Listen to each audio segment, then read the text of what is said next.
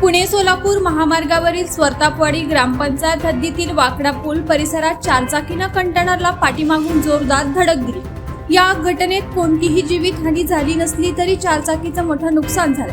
मंगळवारी 22 एप्रिलला मध्यरात्री 1:30 वाजण्याच्या सुमारास ही घटना घडली।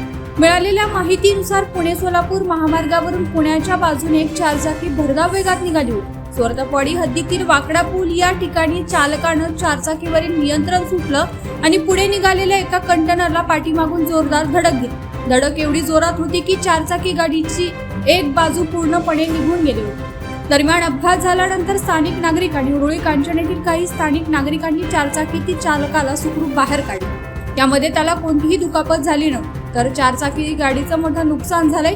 या प्रकरणी अद्यापही उरुळी कांचन पोलीस ठाण्यात अपघाताची तक्रार देण्यात आली नसल्याची माहिती मिळते आहे।